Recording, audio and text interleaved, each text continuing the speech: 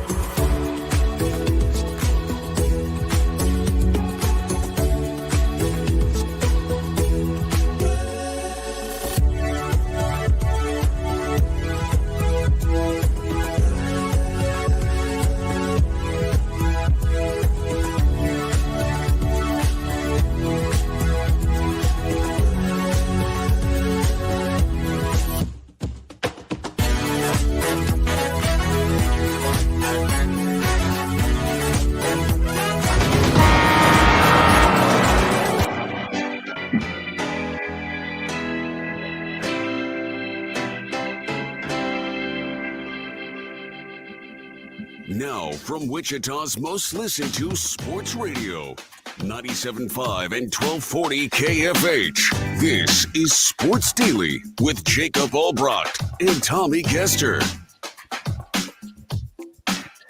All right, welcome in, everybody. Happy Monday to you. Hope it was a nice weekend for you on this late July summer day. We're getting some nice weather again. We get some Royals baseball back, which was, well, fantastic, quite frankly.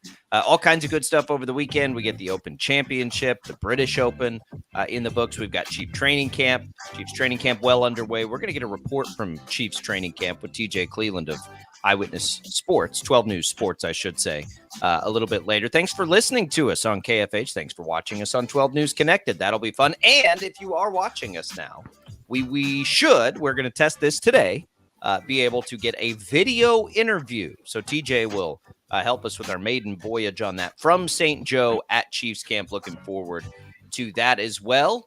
Tommy, how are you? How was your weekend?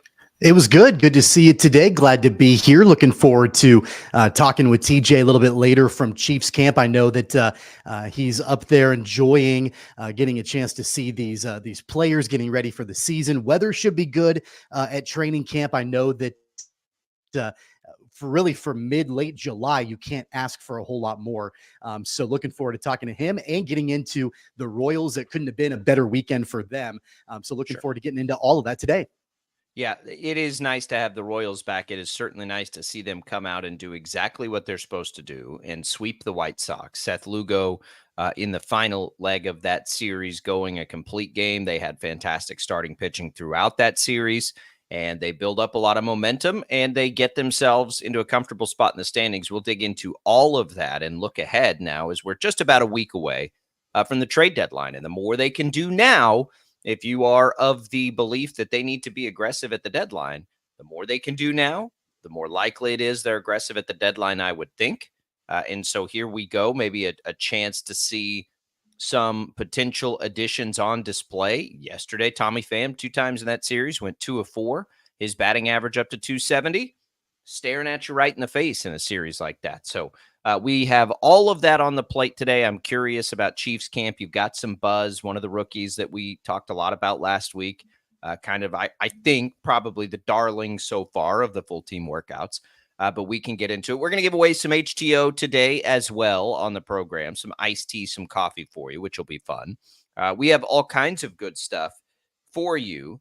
Tommy and I took in a Wind Surge game over the weekend, which was nice. You got a little rock and roll concert coming tonight, which will be nice. We're going to see the Offspring.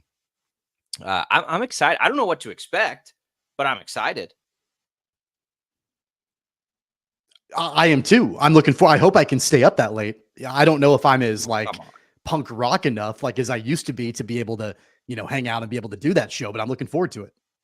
You think it's punk rock? I don't know if it's punk rock, but it'll be fun. I've looked at a couple of videos and it looks like they can still go. It looks like they can still throw down pretty good. So that'll be fun.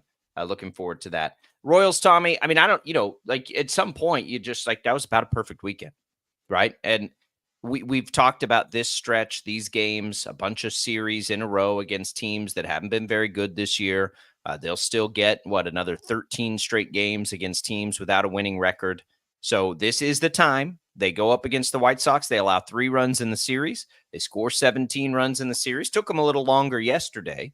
So you sweat it for a few innings. But, it really wasn't yesterday. You just kind of were waiting for them to take the lead, because when Lugo's going like that and they let him go a complete game, which was nice to see, it's just come on. They're going to be fine. They're going to get some runs late and it's no big deal, and everything will be good. Frazier continuing to lead off, which I think is, of note to watch. I think the Garcia experiment, even though he went 2 for 4 yesterday, is probably done at the top, which I agree with. I still think you got to find one. So I think if we're looking at a priority list, that's the one that you look at the most. But I do still think you could use a bullpen arm. I do still think there are other needs. You could probably use an infielder, quite frankly, just as a backup piece, which we know they're willing to trade for historically. So there's a lot to watch over this next week. But before any of that, you want to see them win baseball games. And, that comes first and foremost as we try to predict the future. If they can't do that, it doesn't matter. And they did. They beat a bad team. They beat them 3 times in a row at home. That's what they should do. They get to continue a homestand now. They'll play Arizona for 3 games. We haven't seen Marsh post break. Remember, they pitched him kind of a relief inning on, what was that, Friday, to just keep him loose. But you get Reagans in here, you get Waka again, and here we go. We're chugging along in the second half. But I think perfect is not overstating. I think that was about a perfect series. Yeah, it was. And I think in a variety of different ways. I mean, really the best offensive weapon for the opposition was a guy that you've been rumored to want to trade for at the trade deadline. That was Tommy Pham. He was 5 of 13 in the 3-game set, and batted leadoff in all 3 games for the White Sox. He's somebody that you could probably acquire, and it probably wouldn't cost you a whole lot to bring him on board. And he showed you in that 3-game set that he can still go, he can still contribute. And like I mentioned, he was probably their best offensive weapon consistently. He went 2 for 4, 1 for 5, 2 for 4 in the 3-game set for the White Sox, had a hit at least 1 in all 3 of those games. So even in that regard, that was positive for Kansas City. The pitching was really good. Of course, Seth Lugo pitched a gem yesterday, his very first complete game in his entire career. And we'd spent a lot of time talking about what happens if Seth Lugo takes a step back in the second half of the season. And he pitched probably his best game of the entire season yesterday. I mean, that's the first time he's gone an entire 9-inning game, not only this season, but in his entire career. So, that was definitely, I think that to an extent, he maybe silenced some people, including me, that was concerned that maybe he would take a little bit of a step back moving forward. So that was part of it. And then, offensively too, the Royals were able to come out of the All-Star break with their bats swinging. Bobby Witt Jr. had a really good offensive weekend. He continues to show why he's one of the best all-around hitters, and can do a variety of different things, and not only in the American League, but in all of baseball. And you feel really good overall about where the Royals stand going into this series against the Diamondbacks. They're 55 and 45. They're 10 games over 500. And they're now within 5 games of the Guardians. They've got a wild card spot. They're back within shouting distance of not only the wild card, but they could still contend for a division championship. And so that's back within their sights. The Guardians have fallen off a little bit as of late. And so here we go. I mean, this is a stretch of baseball for the Royals that's winnable for them, and they can make a lot of things happen. I don't want to look ahead. This is me personally, as I'm trying to digest, the Royals season. I don't want to look too far ahead to Cleveland. First, just play better baseball consistently. I think the Royals, to some degree, are still playing against themselves. Get through the trade deadline. But in the back of my head, Cleveland, yes, is run downable. Now, if they continue at the streak they were on early in the season, that may not be the case. But, if they falter at all, yes, you could, in theory, chase them down. There are basically 4 playoff spots there for the Royals that they can look at. I don't think any of them are out of reach. But right now, the wild cards are the ones that are the most attainable. The Yankees have also not played well. And you'll play games against the Guardians specifically. They've already played quite a few against Minnesota, but they got a lot coming up against Cleveland.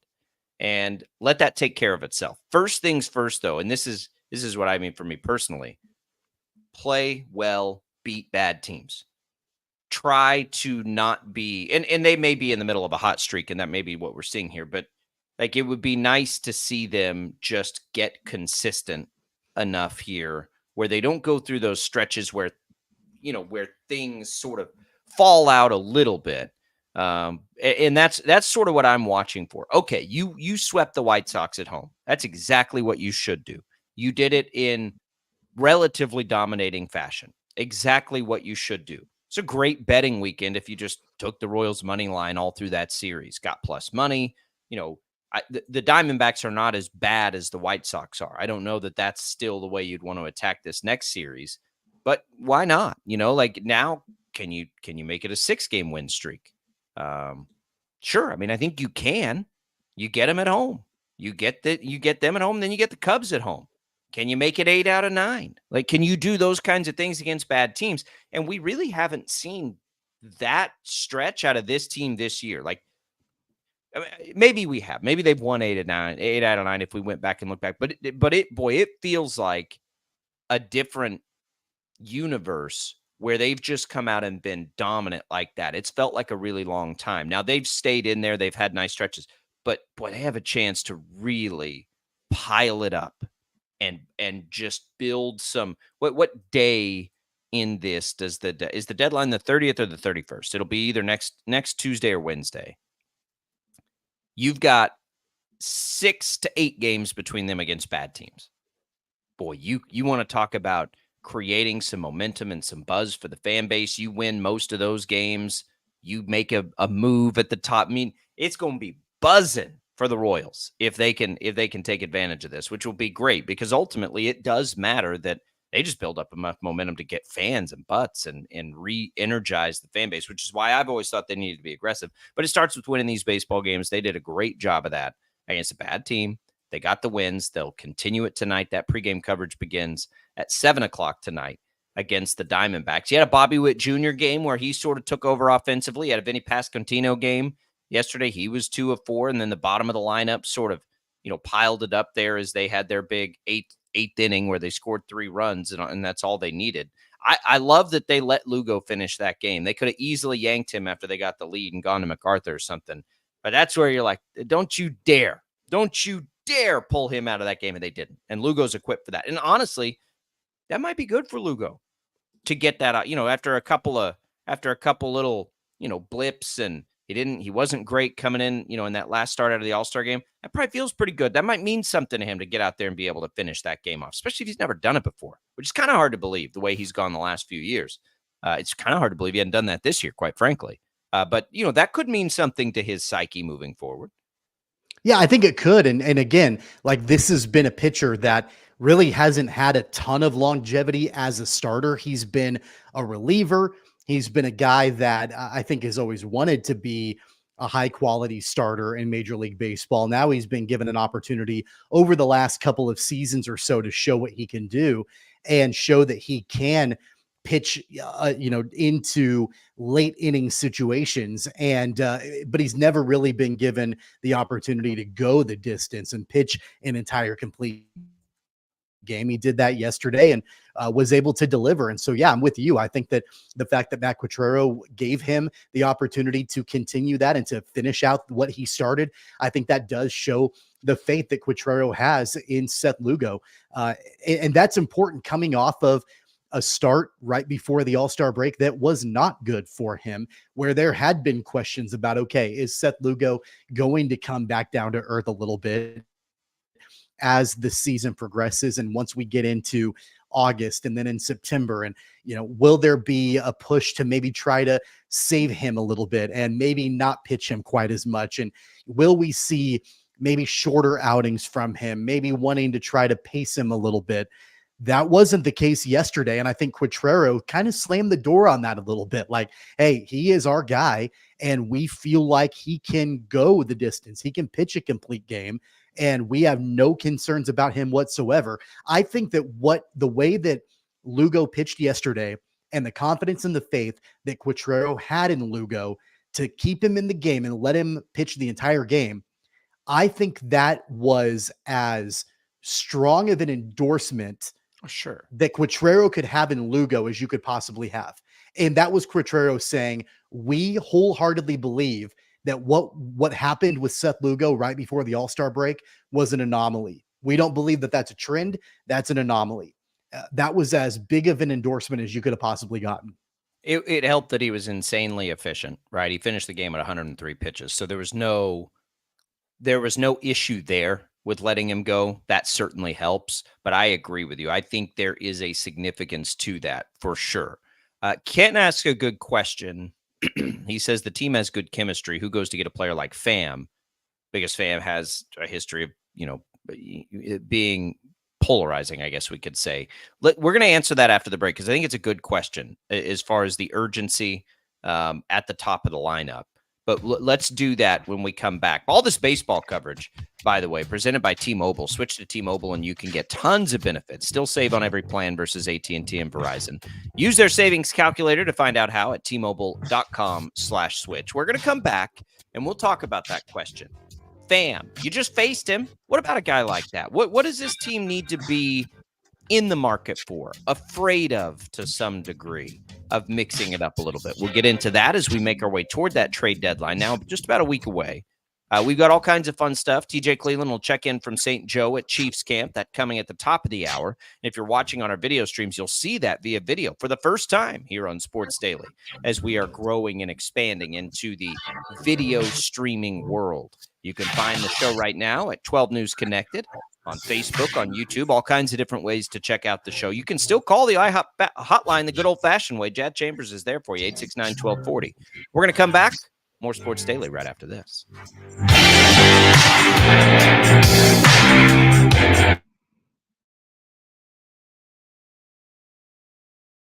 Start your day right. Start your day with 12 News This Morning. Get ready with Jake's accurate hour-by-hour forecast, so you'll know if you need a jacket when you walk out the door or an umbrella by lunch. Start your day knowing what happened overnight and what's happening now. Live, breaking news all morning long. And plan the best route to work and school with traffic from across Kansas. Start your day right. Start your day with 12 News This Morning on KWCH and KSEW.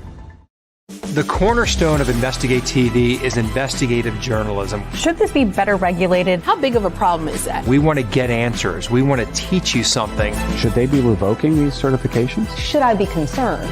And it allows us to tell the best of the best stories and show them to you every day. Sometimes people tell us, I don't get it, it's just tea. But let me tell you, we are so much more than just tea. With more than 25 flavors, the possibilities are endless. Come on in and try them all for free to find your favorite or get us on the go for your busy lifestyle. And don't miss happy hour every day for half-price cups of tea. So the next time someone tells you it's just tea, tell them to come by and find out why we say drink tea, be happy. Clouds are not just the canvas of our imagination. They tell a story. Clouds affect the events of your day. Sometimes they growl, sometimes they inspire, but they're always the messengers of nature's mood written in the sky. Storm Team 12 understands the language of clouds. We're dedicated to decoding their message so you know what to expect. Behind every cloud, there is a story waiting to be told. Trust Ross Jansen and Storm Team 12, alerting you first to the impact on your life. When you need help, remember, you're not alone. We are here. We are neighbors. We are together. We are Kansas.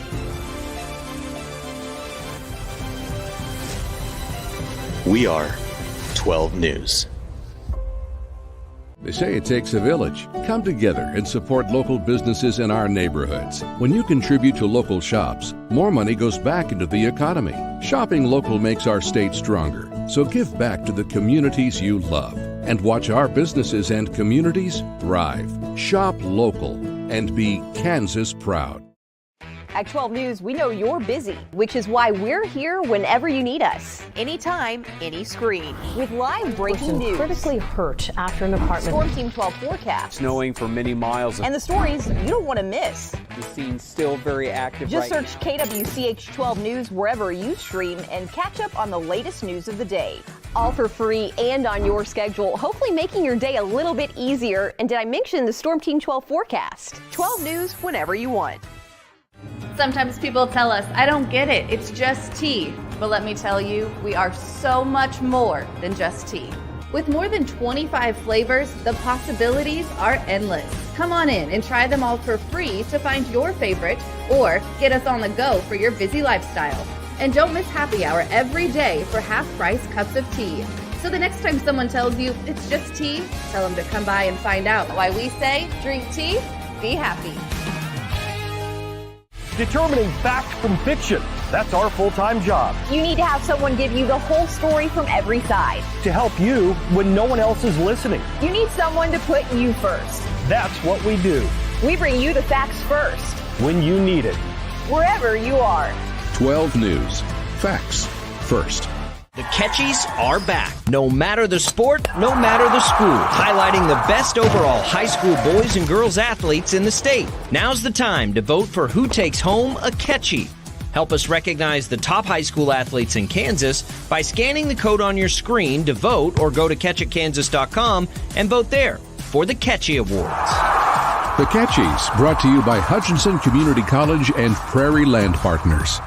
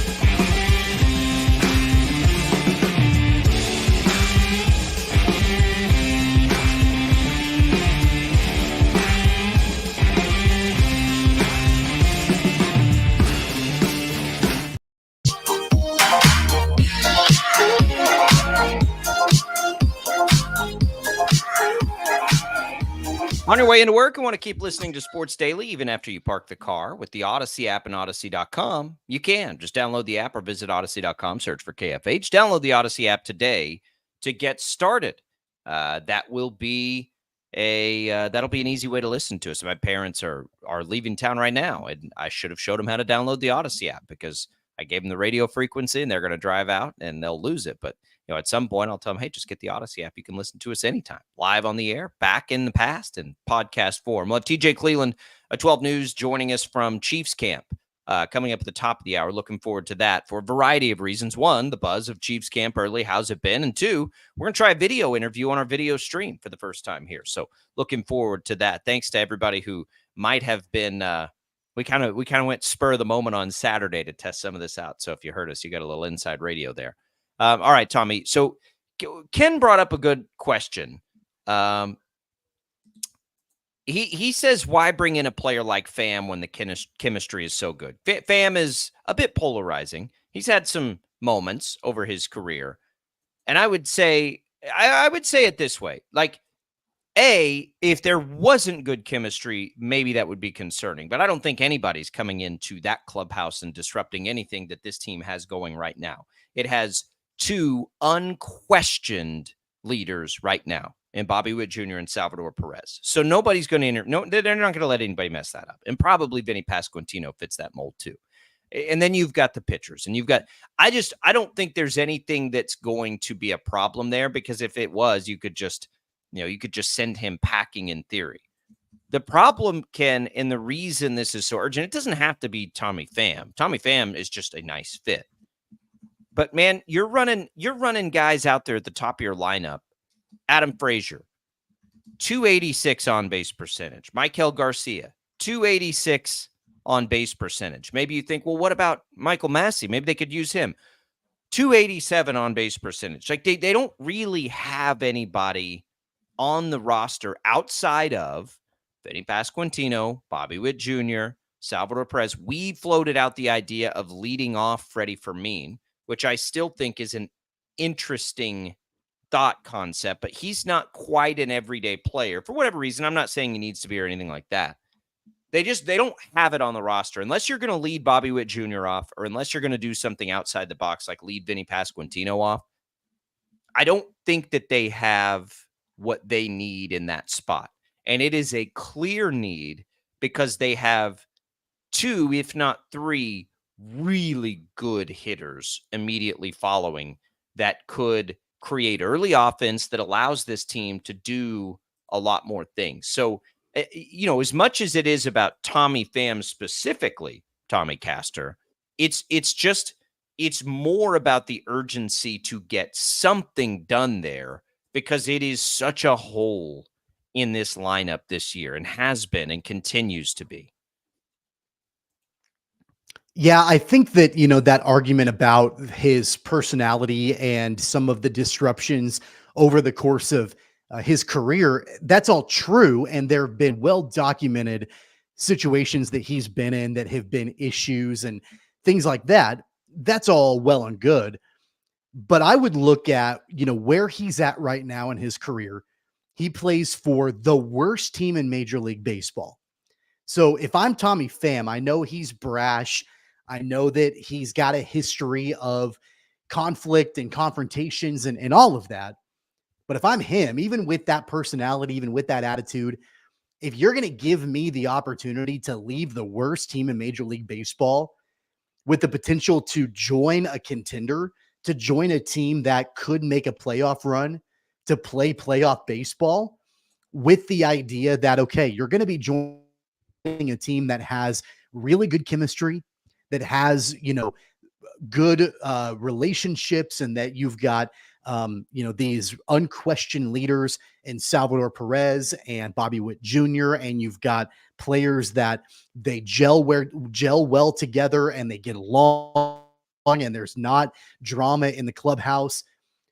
I would take that in a heartbeat. I would say, look, I'm going to try to put my personality aside. I'm going to try to behave myself and keep my mouth shut and not, be a distraction. If I can get out of the worst team in baseball and go join a contender, I'll do that every day of the week and do everything I can to not be a distraction.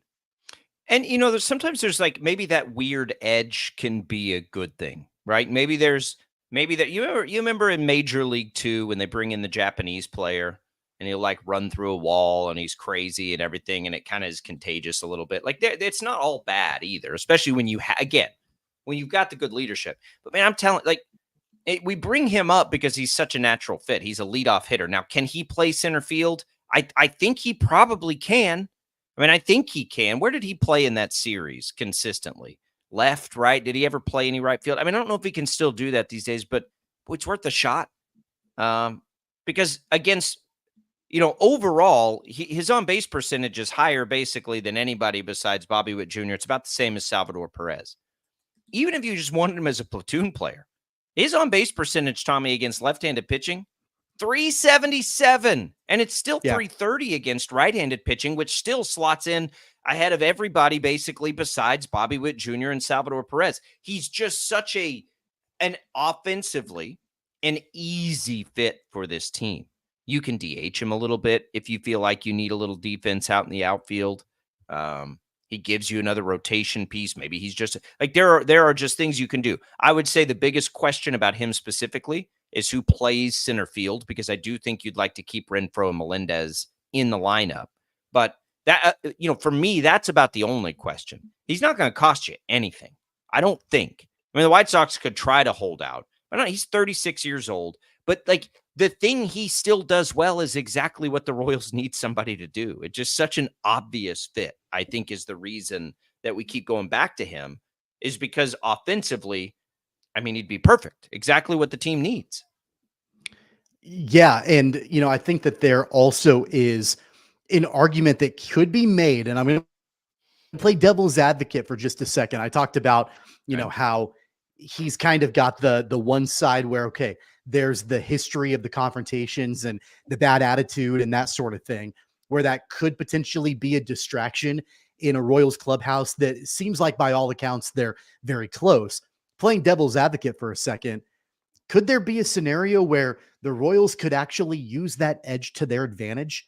Like, you look at somebody like Salvador Perez, for example, nicest guy in the world, always has a smile on his face. Bobby Witt Jr. is always smiling, that sort of thing.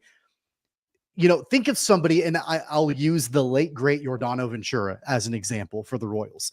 Guy was beloved by his teammates. He had a little bit of an edge to him, right? Like he was kind of mixing it up with opponents. And like, there were situations where like, there were some times where it didn't always go well, like there were some dust ups from time to time, but his teammates had his back.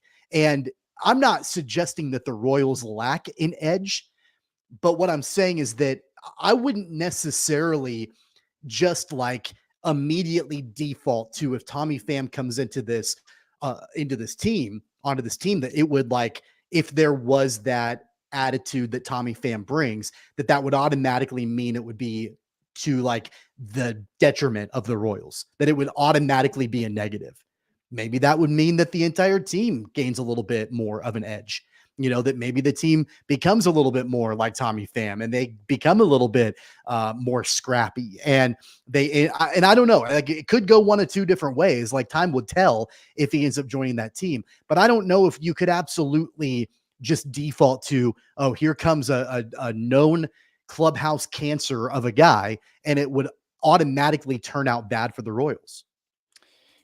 You don't know that it will, but there's just very little risk in it, right? Like, would I rather have Jazz Chisholm? Yes, I'd rather have Jazz Chisholm for a lot of reasons. One, he's younger. You could use him for a while. You don't have to worry about the defense as much, like all those things. Yeah, I'd rather have him, but he's going to cost you a whole lot more. We don't even know if he's on the market. Of course, Tommy Pham's going to be on the market. Why would he not be on the market? And so that's right. The big thing. And they just happened to play him in a series where he played well and showed you at the top of a lineup exactly what he's capable of. He is offensively a perfect fit for what the Royals need. Defensively, I'm not sure, but I think you solve that problem as you go. I think you figure that out as you go. Isbell's been an asset. Isbell's been not Jason Isbell. Kyle Isbell has been an asset out there, and so you just, that's fine if you can figure out a way to do that. Maybe you have defensive replacements late. Maybe you platoon him in with all the different ways they could format the lineup. Maybe he is just a player that you put in there against lefties, and you let the other things work themselves out. That's still better than what they've got, which is a bunch of dudes that don't get on base at all leading the lineup for this team. Bobby Witt Jr. is the answer to this question, but we know now, after a conversation with JJ Piccolo, that ain't happening. Bobby Witt Jr. doesn't want to. So you don't. I mean, now I get it, right? I get why the obvious answer has not been there. I would hope in the offseason maybe they revisit that possibility with Bobby Witt Jr., or he continues to develop at such a pace that you're just going to leave him in the middle of the lineup because he's that kind of player too. But that ain't happening this year. So what's the next best solution?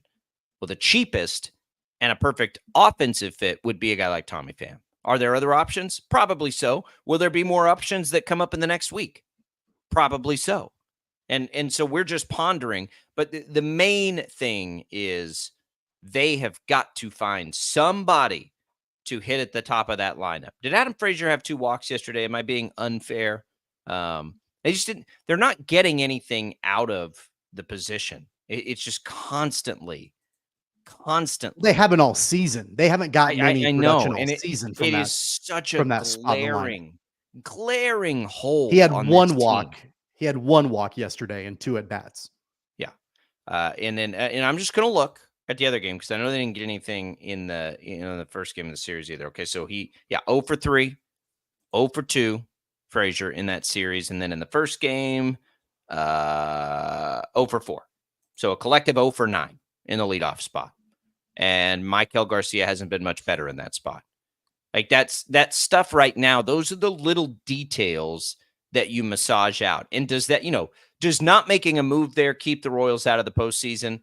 I have no idea. Like there's no telling. There are other things that'll be more, but once you get there, it could make the difference in winning a series. But it becomes that much more glaring when the team that you're playing, their leadoff guy is for sure on the trade block, and he goes 5 of 13 in the 3-game set on the worst team in baseball. And he's the only part of that team that's producing, and you've been linked to him. And it's just, you can contrast that and look at what he's doing, and he's 36. And I know he doesn't play center field. 2 of the games in that series, he played right field. He played left field in the other game.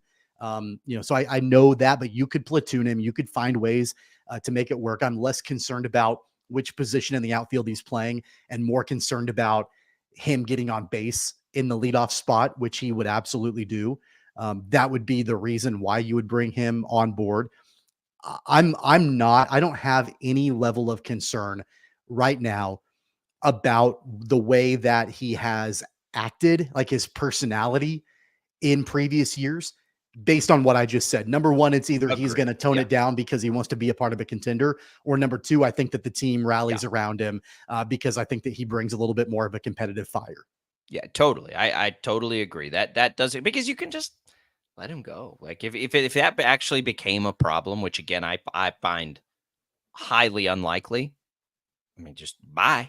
Like, yeah, and I don't think that his attitude or the way that he's been in the past will like derail this team. Like, I don't think I don't think he'll be the reason why the Royals don't make the playoffs if they don't. Well, look, I don't want to overstate it, but I will. They couldn't bring in. I mean, there's not a player you couldn't bring in Shohei Ohtani and change the culture of the clubhouse this year. Right. Yeah. Like there's not a player that is going to like step in and question or challenge the leadership on this team that starts with Salvador Perez, and goes to Bobby Witt Jr. And that like nobody in baseball would challenge that right now this year. Right. And Tommy Pham is very much a 1-year proposition for now. Like, you're not even worried about anything besides how he can help you right now. I don't think you want to run an outfield. I don't think of Melendez, Pham, Renfroe defensively. That would be the concern. There's no question. But I do think, and I'd have to look, I'd have to look at all the splits, but I do think you can platoon that combination of guys with Isbell or whatever defensive, dynamo you want to put out in center to find it and be able to do what you need to do. You've got a DH to play with. Freddie Fermin, Salvador Perez, Vinny Pasquantino can all play a couple of different spots. So I think you could get there.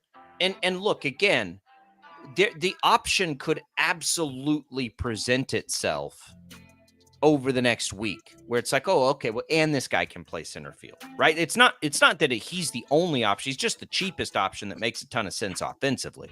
You may have players that we aren't picturing right now, and look at the other trade that the Royals made. Like, that was a future and now move, right? And have we even seen Harvey pitch yet? Did he pitch in the series? I don't think he has. He clearly didn't pitch yesterday. I don't think we've seen him so far. I mean, just take a quick look. We saw him on Saturday. He didn't have a great outing. Only pitched an inning, gave up a run, 2 hits, had a walk. That was the only time we saw him. Yeah. So he's got some work to do, but that was an aggressive move. There may be an aggressive move. You may get a player where it's like this Royals sell the farm for a center fielder. I don't know. I mean, there's going to be an appetite for it if they win a whole bunch of games right now. And I almost never say this, but I'm here for it. I'd say sell the farm. Go all in this year because it will help. Because next year the window is extended. Maybe you can hold on to Blake Mitchell. Everything else, I think, is on the table for the Royals. But there will be a lot to do. We can talk more about that. We'll preview tonight's game. We'll look at it from a betting perspective coming up in a little bit. We'll have TJ Cleland, top of the hour. We'll take a quick bird's eye look around the rest of the sports. We'll get Tommy's take on the Open Championship. Anything else that maybe caught our attention over the weekend. That's all coming for you. It's Albrecht and Caster at Sports Daily. Don't go away.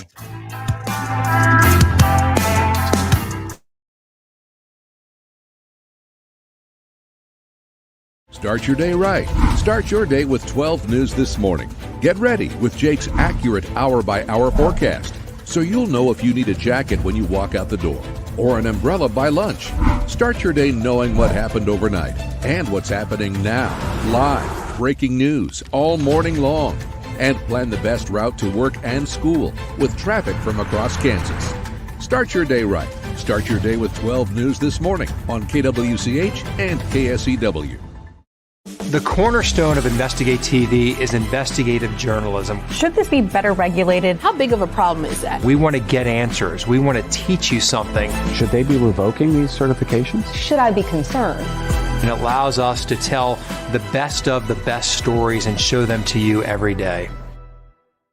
Sometimes people tell us, I don't get it. It's just tea. but let me tell you, we are so much more than just tea. With more than 25 flavors, the possibilities are endless. Come on in and try them all for free to find your favorite or get us on the go for your busy lifestyle. And don't miss happy hour every day for half-price cups of tea. So the next time someone tells you it's just tea, tell them to come by and find out why we say drink tea, be happy. Clouds are not just the canvas of our imagination. They tell a story. Clouds affect the events of your day.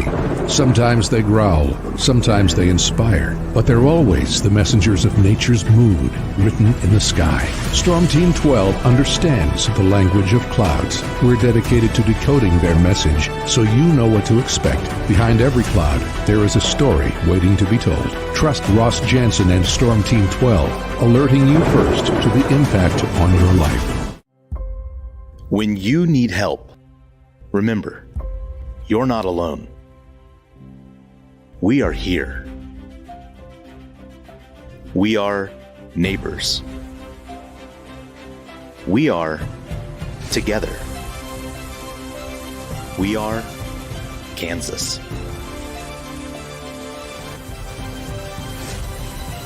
We are 12 News.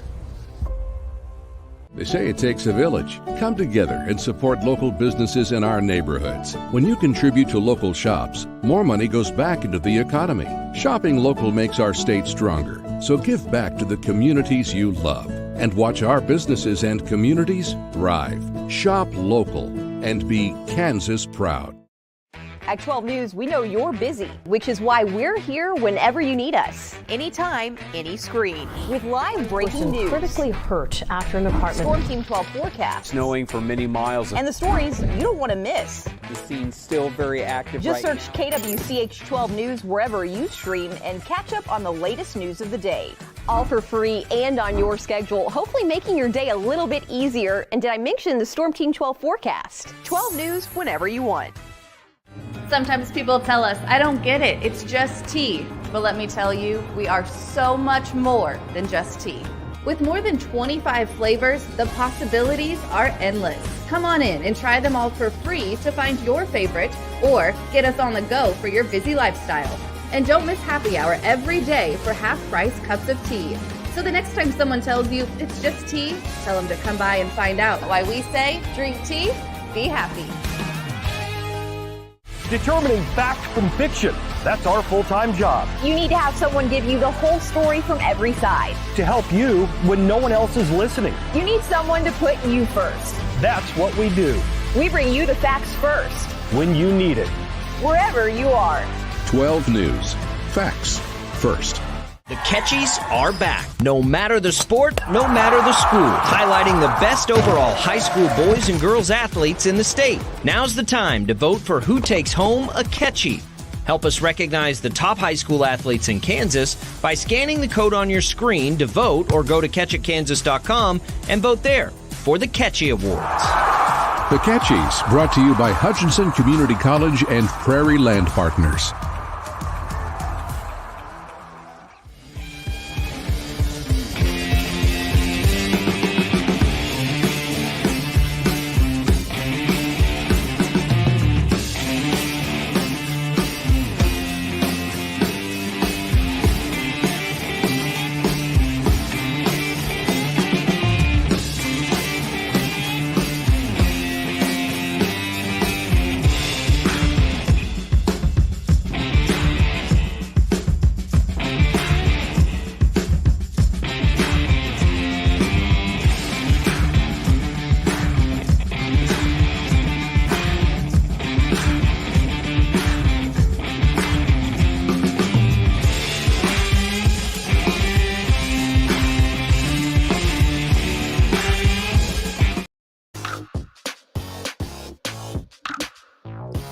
All right, let's set up a text giveaway for you. How about some HTO? You can enter to win right now. You'll get a free iced tea from either the Wichita locations, East or West Wichita, 13th and Tyler West, 121st and 127th and 21st East, or in Derby, there by the Dinosaur Park on Rock Road. Check all three out. You can get that free tea or work at any of those three, and you can also get a free Rain coffee, iced coffee, hot coffee, all the fancy drinks, all the espresso stuff. It's all there for you. That's good in Derby or East Wichita. All you got to do to win that right now is text the keyword T, T-E-A, to short code 20357. That's T to short code 20357. You can enter once a day. Looking around the other sports headlines real quick, Whit Merrifield signs with the Braves. So that is not an option any longer for the Royals, by the way.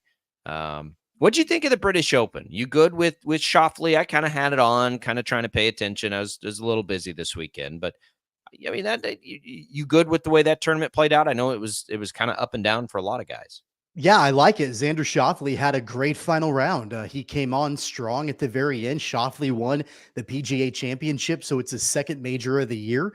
I think that he has challenged Scottie Scheffler for maybe the best year of a golfer this season. I mean, I think it's between him and Scheffler for sure.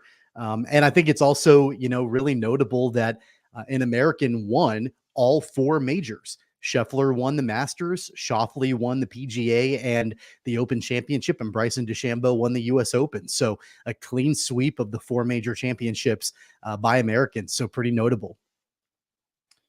Well, I mean, Scheffler, where did Scheffler end up? Because he didn't stay in it enough. He was top 10. He finished top 10. He had a bad day on Sunday.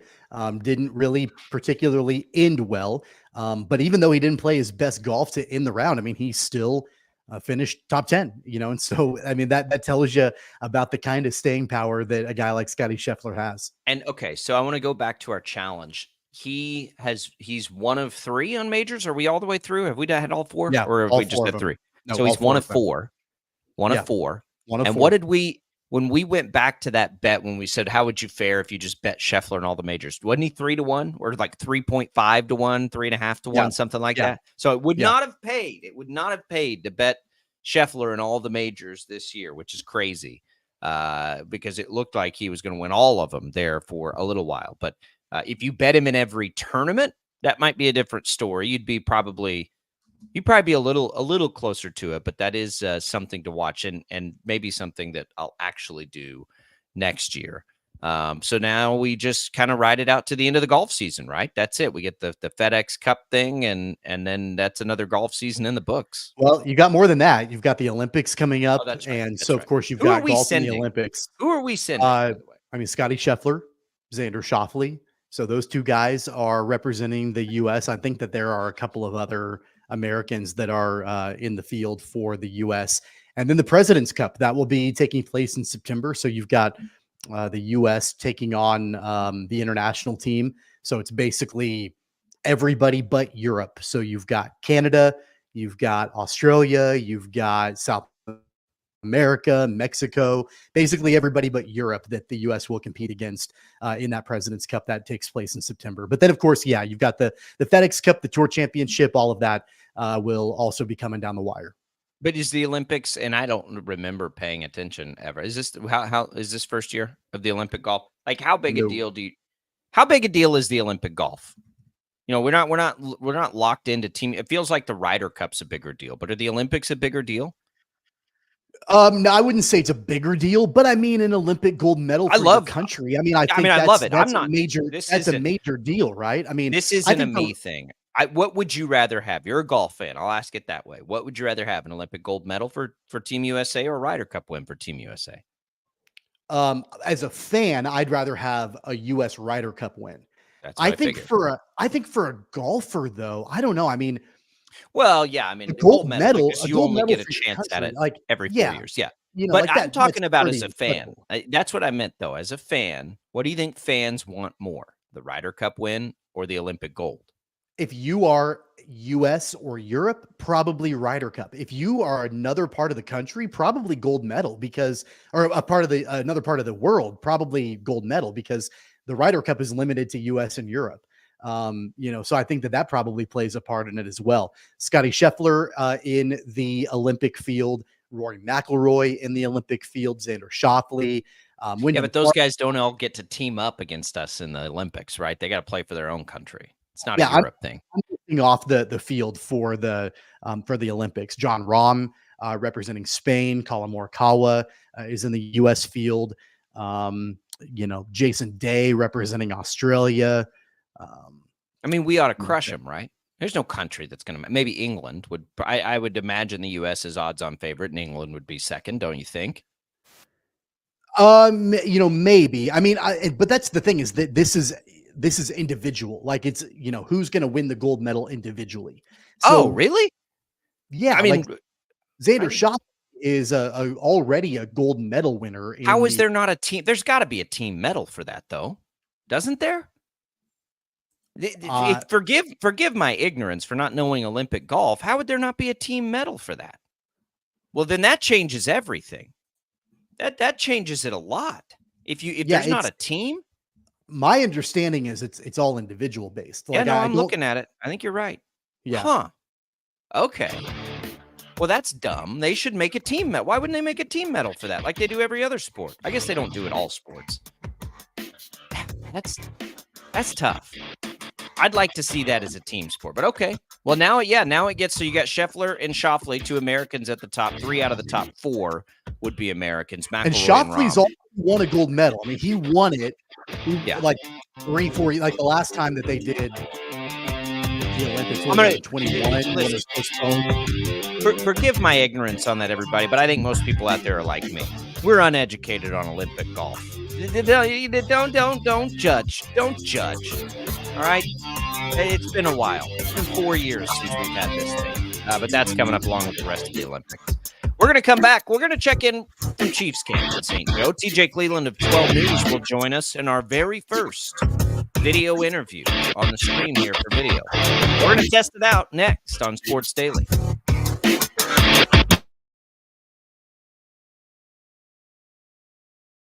Start your day right. Start your day with 12 News this morning.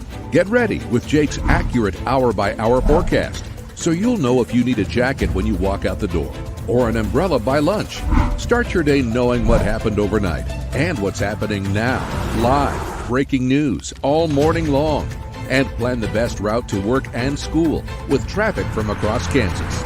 Start your day right. Start your day with 12 News this morning on KWCH and KSEW. The cornerstone of Investigate TV is investigative journalism. Should this be better regulated? How big of a problem is that? We want to get answers. We want to teach you something. Should they be revoking these certifications? Should I be concerned? And it allows us to tell the best of the best stories and show them to you every day. Sometimes people tell us, I don't get it, it's just tea. But let me tell you, we are so much more than just tea. With more than 25 flavors, the possibilities are endless. Come on in and try them all for free to find your favorite, or get us on the go for your busy lifestyle. And don't miss happy hour every day for half-price cups of tea. So the next time someone tells you it's just tea, tell them to come by and find out why we say, drink tea, be happy. Clouds are not just the canvas of our imagination. They tell a story. Clouds affect the events of your day. Sometimes they growl, sometimes they inspire, but they're always the messengers of nature's mood written in the sky. Storm Team 12 understands the language of clouds. We're dedicated to decoding their message so you know what to expect. Behind every cloud, there is a story waiting to be told. Trust Ross Jansen and Storm Team 12, alerting you first to the impact on your life. When you need help, remember, you're not alone. We are here. We are neighbors. We are together. We are Kansas.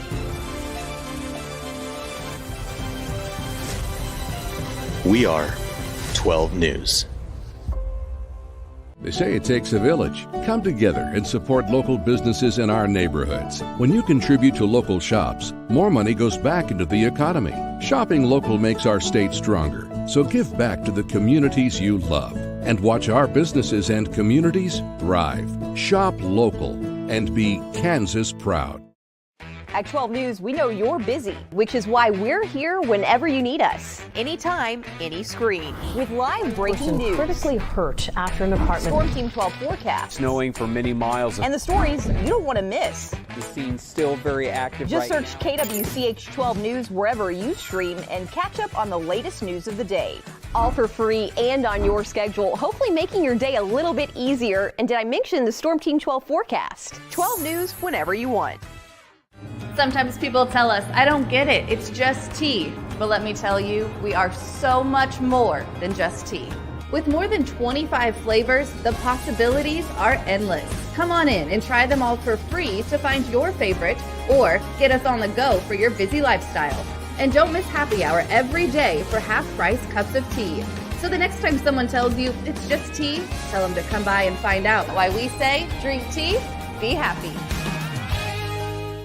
Determining fact from fiction. That's our full-time job. You need to have someone give you the whole story from every side. To help you when no one else is listening. You need someone to put you first. That's what we do. We bring you the facts first. When you need it. Wherever you are. 12 News. Facts first. The Catchies are back. No matter the sport, no matter the school. Highlighting the best overall high school boys and girls athletes in the state. Now's the time to vote for who takes home a Catchie. Help us recognize the top high school athletes in Kansas by scanning the code on your screen to vote, or go to catchitkansas.com and vote there for the Catchie Awards. The Catchies, brought to you by Hutchinson Community College and Prairie Land Partners.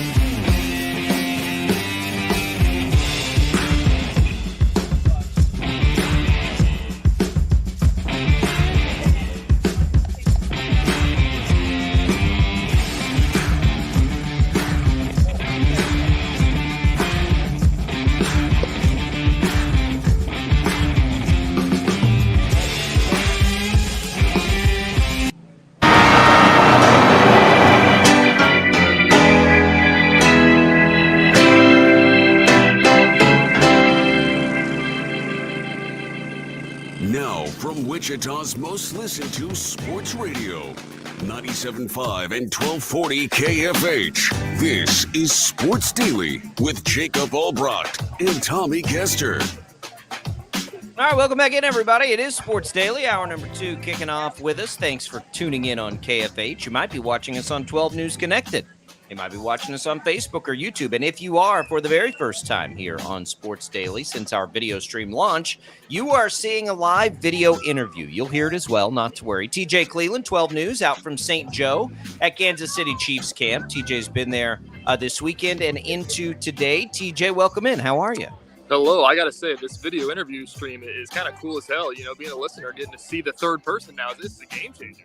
Yeah, this is going to be great. We're going to do a lot more of this now. We've been testing this, and you put a how many people does it take to screw in a light bulb sometimes? But I think we've got it here. Jad Chambers producing, manning that IHOP hotline. You can leave your comments for any of us there in our video stream. We will get to it. We will get to some other things later in the show, but we're going to talk Kansas City Chiefs right now, TJ. And I think, and you correct me if I'm wrong, you've been there through the early portions of this with the team being here. Xavier Worthy seems to be the story early on, is certainly catching the most buzz. We worried about his hamstring, appears to be fine, and we overreact to things that happen, but he's had a couple of dimes there, and it looks like it's going to be a good fit. Yeah, absolutely. I don't know if you guys saw kind of breaking news as camp started today. He's not on the field today, so nobody can see Xavier Worthy out there. So there's no update. We're talking to Spagnuolo's doing the presser today, so I'll probably have an update. I don't know if it's going to be a hamstring thing or something else, but speaking of overreacting at training camp, there may be a different overreaction today from that. So, That's interesting, TJ, and seeing the video and the clips of Mahomes connecting with Worthy over the weekend that went viral. I think assuming that everything is good with him as we move forward with training camp, I mean, that kind of set the world on fire. I would imagine, I mean, all the narratives and the storylines have been, will he be eased into training camp? What is that going to look like for him? Assuming his health, I mean, it looks like that relationship with Mahomes is full go. Yeah, absolutely. Andy kind of talked yesterday about the rookie portion of this training camp, the rookies and quarterbacks for the past, 4 or 5 days or whatever that was. That was a little bit of the easing in, but they really didn't ease him in at all. But that was kind of just we're going to show you the stuff and let you get back into the flow of things. And then they said yesterday it was throwing new routes at him, throwing, new, connections and everything like that. And they said he took it in stride and the overreaction that everybody had to that clip and going crazy, which it wasn't an overreaction, that was a crazy play. Unfortunately, it was not during the media portion of filming, so we did not get that on 12 News, but it's all over Twitter. So, but that was a crazy play. And to go along with that, between him and Hollywood Brown and Rashee Rice and, Kadarius Toney made a big play that I think for 7-on-7s, they went like 12 straight snaps with a completion every single time. And obviously 7-on-7 is built for the offense, but I mean, chunk play. And it looked like, when everybody's watching the wide receiver room here at camp, they kind of showed up yesterday. Look, we can overreact to plays a busted coverage. Let's overanalyze a play in training camp. It's a busted coverage. That was one of the more just insane, stupid throws. Falling away, scrambling to the left, right on the money. That was a ridiculous throw. But it does show something that I've been saying now for a while, and I saw Hollywood Brown go up the ladder and get one. The offense now feels more like Patrick Mahomes will have the type of things in the offense that he can do going back to the Tyreek Hill days. And I know he put up some good numbers a couple of years ago, but it was very dink and dunk. This doesn't feel like it's going to be dink and dunk. They are going to get up and down the field far more easily, I think, than they've been able to in the past 2 seasons since post Tyreek Hill. Yeah, I know that something that me and you talked about, Jacob, was the first day where they reported to camp, there was a money soundbite from Patrick Mahomes where he said, we won a Super Bowl last year, but it really was not a lot of fun playing with that team because it was just, obviously all the stress, the dropping games they shouldn't have dropped and the wide receiver drop stress and all that stuff. And it was every week was a different story. I think that, the Chiefs had a big target on, Brett Veach's back that what you have to do. Everybody in the entire country knows kind of what the problem is a little bit. And to go out and do what they do, bring in Hollywood Brown, bring in Xavier Worthy, and all this speed completely changes the offense. I think that they can get, like you said, go back to those days a little bit where they had the Legion of Zoom, stuff like that. Just having all these fast guys on the field just opens up so many things. And obviously you can throw those deep balls and everything, but you still have, the greatest tight end in the league to be able to use as your backup plan if your deep ball's not there. One thing that's been really interesting to me, especially as training camp has gotten started, is what's going to happen with the depth at running back for the Chiefs. Obviously, Isaiah Pacheco is their guy, and Clyde Edwards-Helaire is back. But after that, I mean, I think it's kind of wide open, and I think depth is really important. I did see it looked like Kadarius Toney was maybe running some drills with the running backs yesterday. What are you seeing as far as depth is concerned at running back?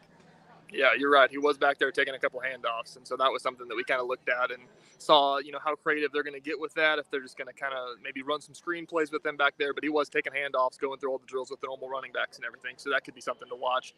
Obviously the Louis Rees-Zammit is a name to watch at running back because, like you said, after Isaiah Pacheco and Clyde Edwards-Helaire, it's really kind of wide open of who, if they're going to carry, more, how many they will carry. But, it really is just kind of a mix of who's going to be the third spot there.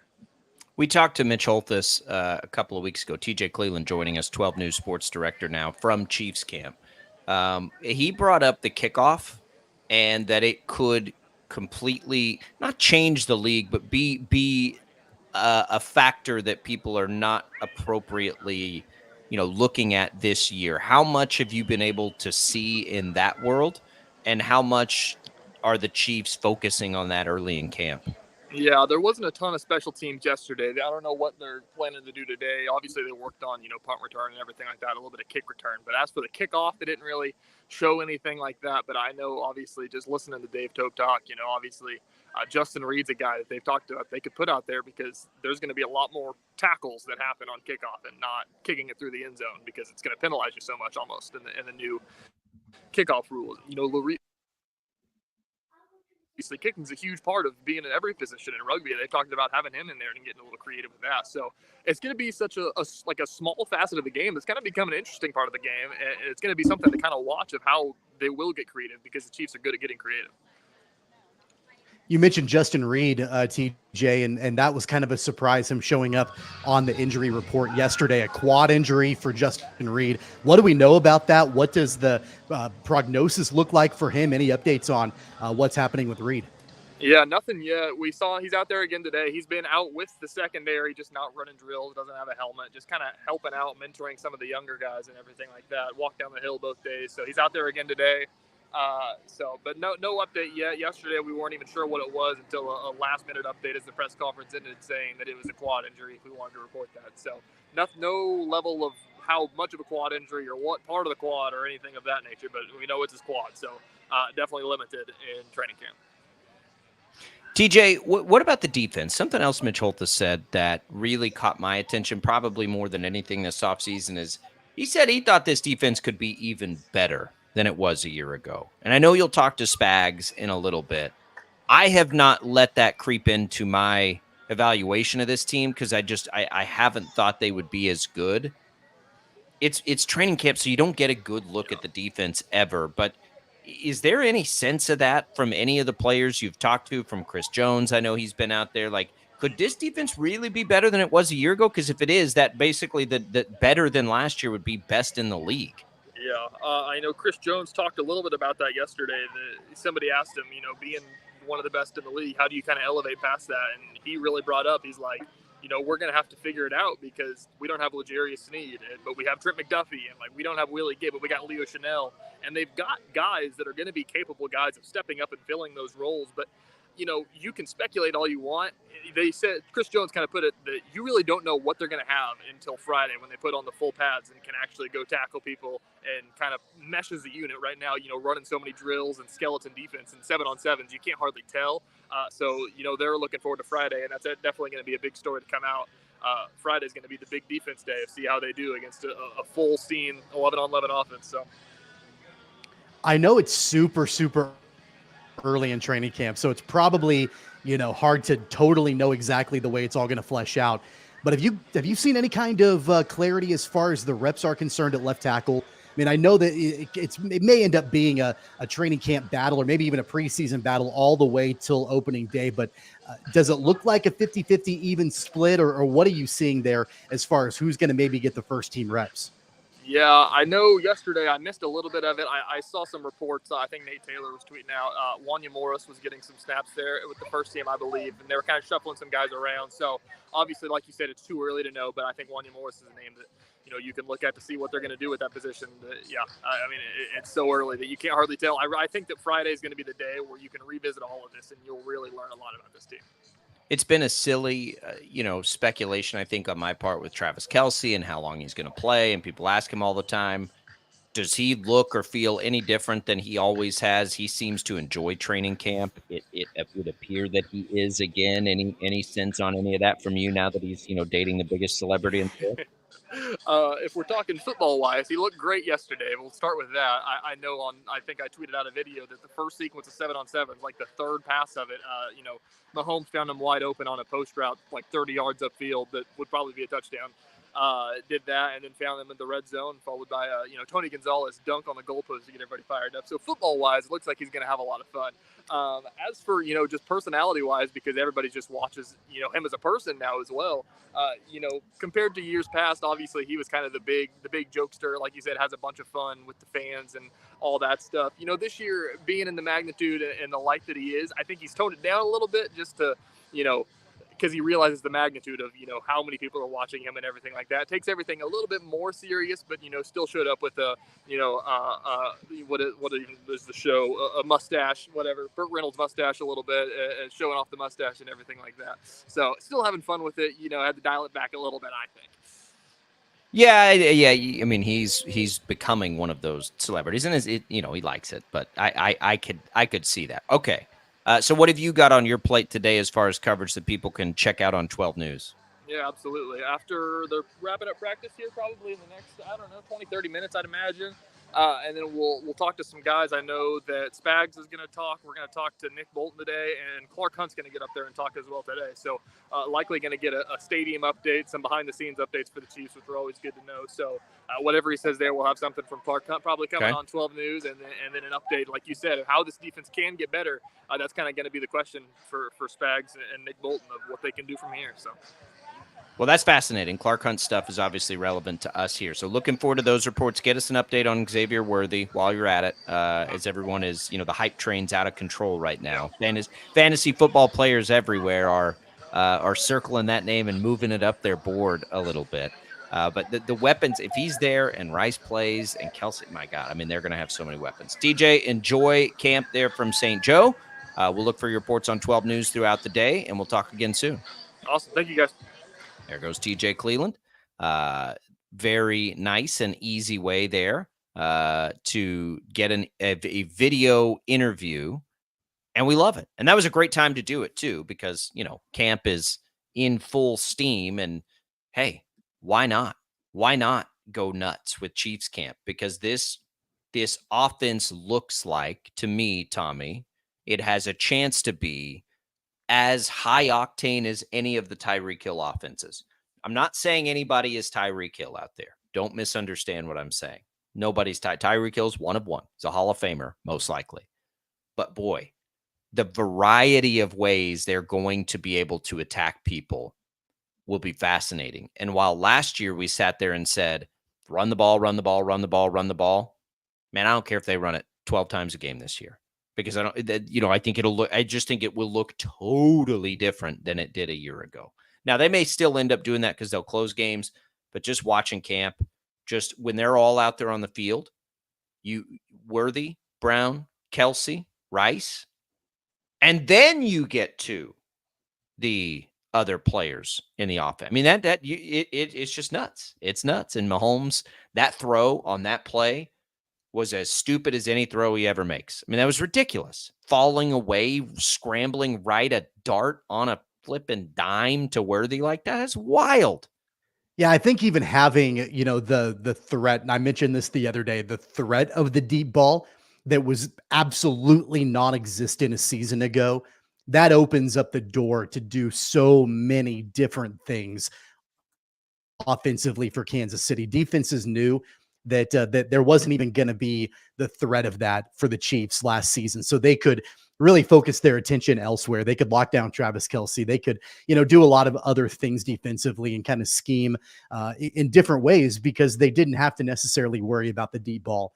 And so it's going to be night and day, you would think, different this year than what we saw a season ago. Even just the mere threat of them being able to open it up down the field. And whether we're talking about a yards after catch type performance from a guy like Rashee Rice or a throw and catch like we saw to Xavier Worthy yesterday at training camp. Hollywood Brown can open things up also.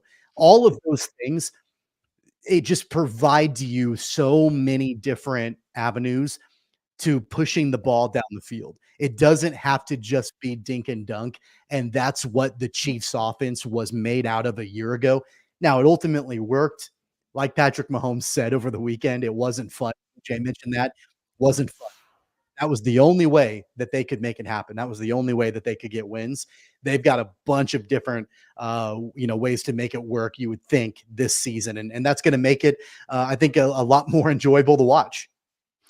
It'll be different. And look, it's not all going to go well, I don't think. It's hard to identify right now, other than left tackle, where you're going to identify as a potential flaw going into the year. I mean, it is. Last year, we talked all for a month about the wide receiver room.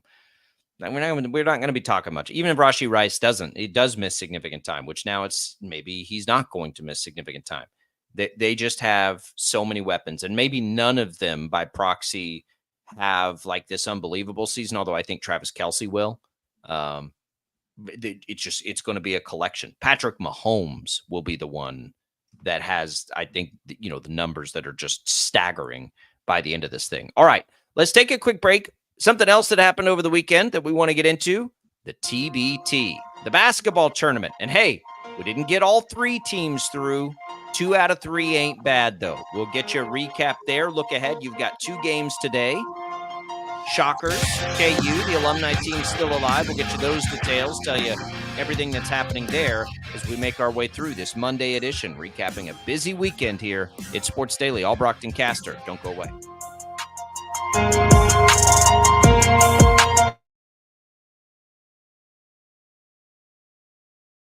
Start your day right. Start your day with 12 News This Morning. Get ready with Jake's accurate hour-by-hour forecast, so you'll know if you need a jacket when you walk out the door or an umbrella by lunch. Start your day knowing what happened overnight and what's happening now. Live, breaking news all morning long. And plan the best route to work and school with traffic from across Kansas. Start your day right. Start your day with 12 News This Morning on KWCH and KSEW. The cornerstone of Investigate TV is investigative journalism. Should this be better regulated? How big of a problem is that? We want to get answers. We want to teach you something. Should they be revoking these certifications? Should I be concerned? And it allows us to tell the best of the best stories and show them to you every day. Sometimes people tell us, I don't get it, it's just tea. But let me tell you, we are so much more than just tea. With more than 25 flavors, the possibilities are endless. Come on in and try them all for free to find your favorite or get us on the go for your busy lifestyle. And don't miss happy hour every day for half-price cups of tea. So the next time someone tells you it's just tea, tell them to come by and find out why we say drink tea, be happy. Clouds are not just the canvas of our imagination. They tell a story. Clouds affect the events of your day.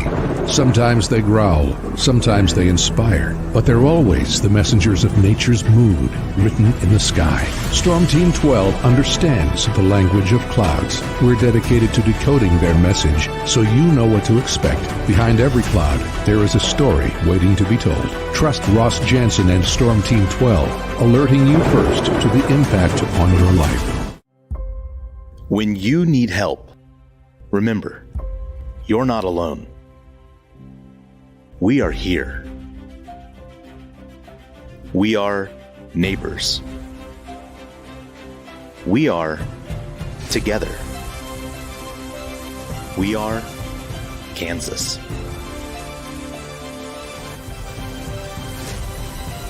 We are 12 News. They say it takes a village. Come together and support local businesses in our neighborhoods. When you contribute to local shops, more money goes back into the economy. Shopping local makes our state stronger. So give back to the communities you love and watch our businesses and communities thrive. Shop local and be Kansas proud.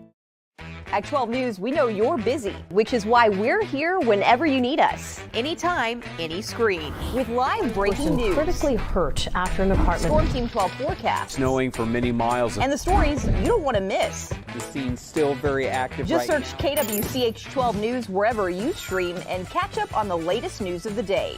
All for free and on your schedule, hopefully making your day a little bit easier. And did I mention the Storm Team 12 forecast? 12 News whenever you want.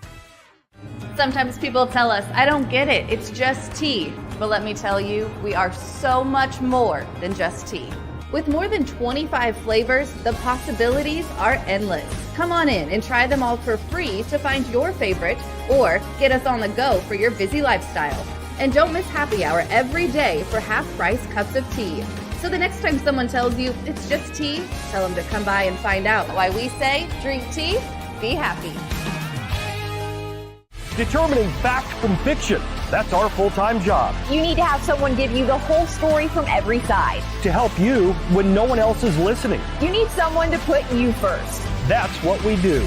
We bring you the facts first. When you need it. wherever you are. 12 News. Facts first. The Catchies are back. No matter the sport, no matter the school. Highlighting the best overall high school boys and girls athletes in the state. Now's the time to vote for who takes home a Catchie. Help us recognize the top high school athletes in Kansas by scanning the code on your screen to vote, or go to catchitkansas.com and vote there for the Catchie Awards. The Catchies, brought to you by Hutchinson Community College and Prairie Land Partners.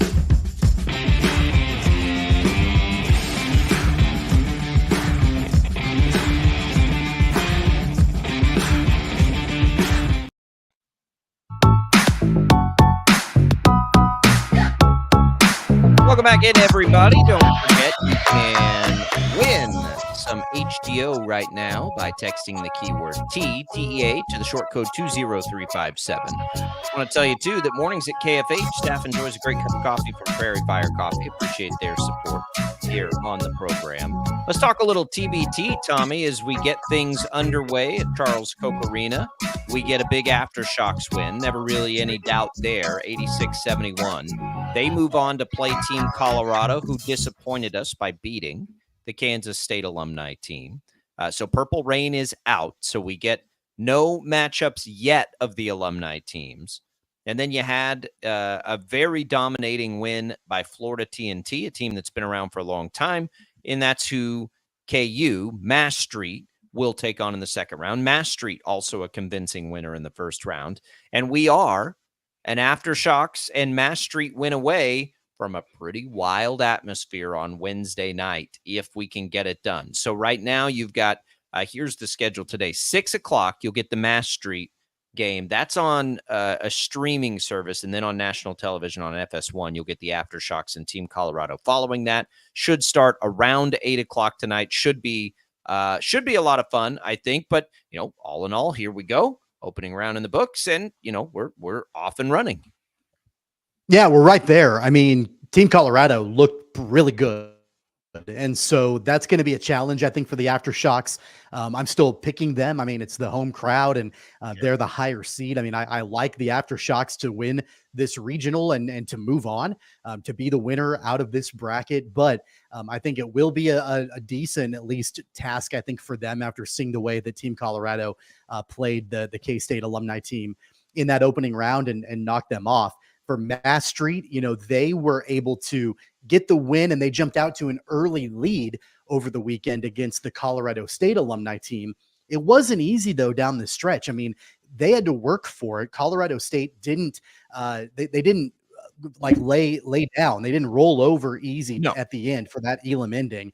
It was a battle down the stretch. Frank Mason, led that team, Mass Street, to be able to get the victory to move on. And they've got a tough task in front of them as well. I'm excited for both of these matchups tonight, and I think that we're on a collision course. Is, when we looked at the bracket when it first came out, for an Aftershocks and Mass Street matchup coming up in just a couple of days. It will be tough to get there. I mean, I think both of these teams are in for battles tonight. I'm with you. I think, maybe the first round they were able to do some things and all that, but I don't think either of these games will be blowouts by any means. We'll just put it that way. So I just pulled this up. We have betting odds on the TBT, and you better believe, because I didn't get a chance to do this weekend. I had my folks in town, and we were finishing a remodel. We were busy running around having fun. So I didn't bet the first round, but I'm going to bet tonight. You better believe it. Mass Street right now, 2.5-point favorite over Florida TNT. Over under there, 147.5. Now, I don't know about that. They got to 149. The Florida TNT LA Cheaters game got to 142. I would be inclined to go under that total. That seems kind of high. And then the Aftershocks total, and they got way up there, of course, scoring 86 points. But that Team Colorado K-State game was low scoring. Their total is 148.5. The Aftershocks are 6.5 point favorites here. That's a big number. That's a pretty big number. But they've been there before. Any of that catching your interest? I would probably go under the KU game. And oh man, and maybe take that. I don't think there's. Let me look and see. I don't think we have player props. We do not. Maybe we will. That would be fun. But they're both favored. I mean, that's we know that much. They're both favored, and I don't know how you set the betting odds on this. I have no idea how Vegas does it, but they do. Of course they do, and we're happy that they do, and glad that they do it for us. But there it is. I mean, I guess you just take them both. Aftershock 6.5. That's a big number, man. I like the KU side, and I like the KU under probably the most out of any of them. Well, I think here's one thing about the Aftershocks that, and I haven't gotten an update on this. I don't know if there's anything official, but Rashad Kelly didn't play in the opening game for the Aftershocks. He missed the game. He had a family wedding that he had to go to. And Taylor Eldridge reported over the weekend that he was expected to arrive to Wichita yesterday and expected to play in today's game.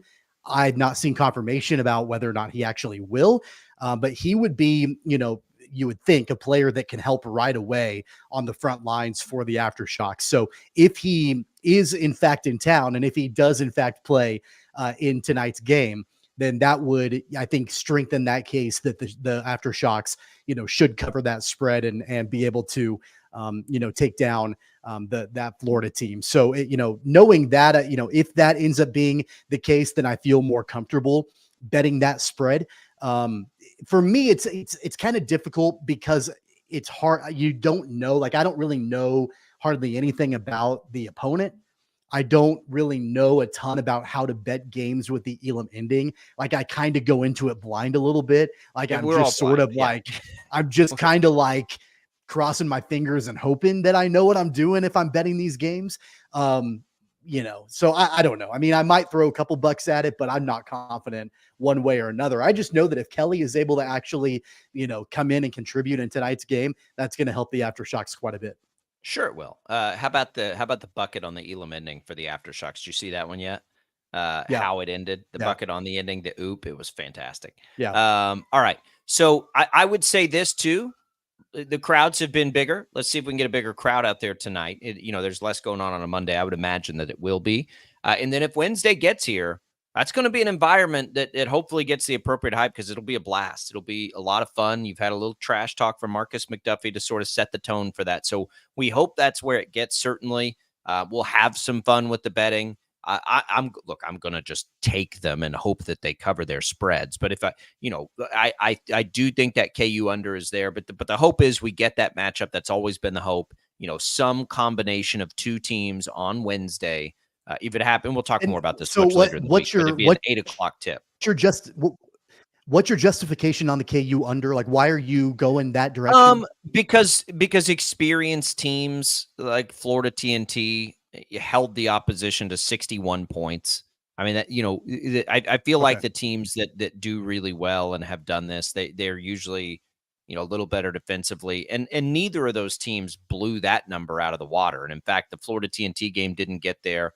The Mass Street game barely got there. So really what it is I would predict that the Florida TNT defense is much better than the Colorado State alumni defense.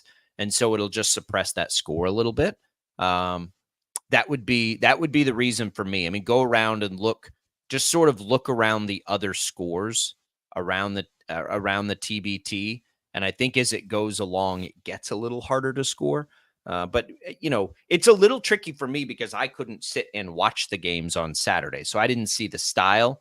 I just think when you get further along and there are teams that are more experienced, I think it'll suppress that a little bit, just a little bit. And they were both close to that number anyway. That would be the justification there. I know that the Shocker team can score like crazy. They've always been able to do that. So I'm a little leery on theirs. Even though that team Colorado, score against K-State, that was a low-scoring slugfest. Stylistically, I would say the Shockers are more inclined to push it a little bit and get that up historically. So I would back off there. But I like that KU under, and I'll attack this several different ways. I'll probably do some fun little parlays and things like that. But just bet the favorites, bet the two home teams, and see if they can't push through. I really hope so. I think tonight will be a lot of fun. I'm excited to sort of lock into it a little bit as much as we can. Of course, we're going to be at a music concert, but we can catch some of it, maybe put it on a phone and just kind of keep up with it that way. But I really am excited about the potential for Wednesday if we get that matchup. Man, let's go.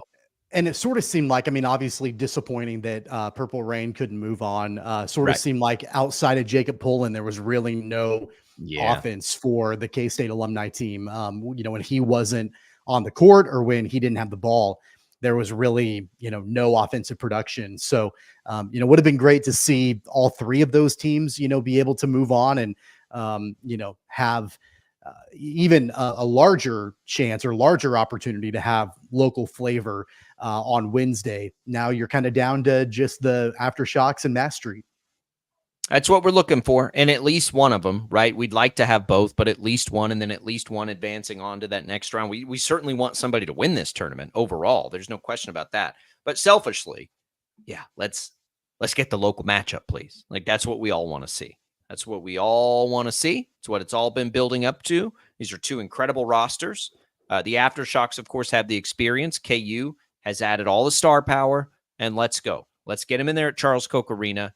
I saw the Shocker teams, the men's and women's teams for Wichita State currently were there. Let's show those kids a rowdy and crowded and crazy arena, and let's just put it on display for this tournament. I know that it's a little more difficult to watch it than it has been in the past. Rick brings that point up because of this. It's not on ESPN Plus, which made it a little bit easier. Isn't it funny that we've gotten to the world where I say it's easier when it's on ESPN Plus, but we're there. I totally agree, Rick. But then Shockers will be on national television tonight, so they'll be easy to catch. But that's all coming tonight for you. We will get that recap tomorrow as well and have some fun with it. Brandon Zenner will be out there. Maybe we'll see if he wants to hop on tomorrow and give us a recap as well. But we'll cross that bridge when we get there. When we come back, I'm seeing a little chatter about what's happening with the tackles out there at Chiefs camp today. We can get to that update. John Harbaugh saying Lamar Jackson could become the best quarterback in the league. Is that crazy? I don't know. We'll get into it. We got some time here on Sports Daily on this day. Want to tell you that Crestview Country Club is bringing you that last segment there. Glad to have Crestview as a part of things for us here. It is golfing weather. Wear the bug spray. Skeeters are out there, but get out there and golf. We hadn't had a chance. It's been too hot. Not too hot now. I played yesterday. It was great. It was a beautiful morning. This is prime. When you can walk outside and there's a crisp in the air, there you go. There you go. Twilight golfers like me, let's go. It's a good week to golf. Get out there. Crestview's got 36 holes to choose from. Tell them we sent you. Take a tour. Check it out. See about all their different memberships. We appreciate their support here at the show. We'll check in again as practice is wrapping up for the Chiefs game. Just on the tackles. And I want to get to John Harbaugh's statements about Lamar Jackson, which is pretty interesting. That's all coming for you on Sports Daily.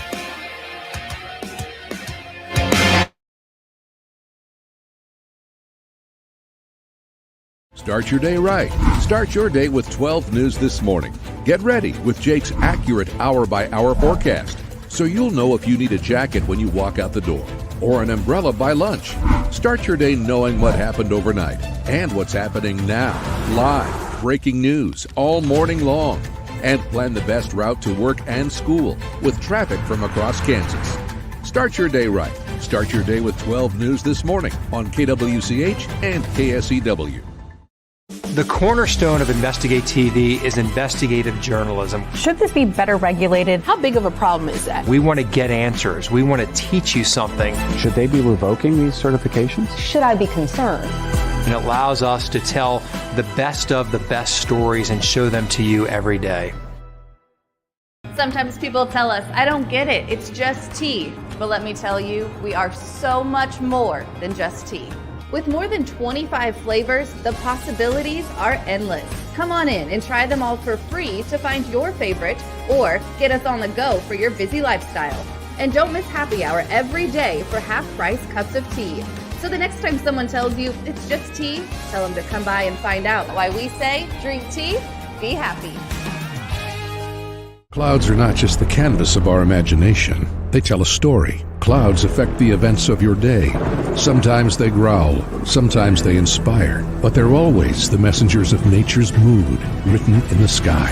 Storm Team 12 understands the language of clouds. We're dedicated to decoding their message so you know what to expect. Behind every cloud, there is a story waiting to be told. Trust Ross Jansen and Storm Team 12, alerting you first to the impact on your life. When you need help, remember, you're not alone. We are here. We are neighbors. We are together. We are Kansas.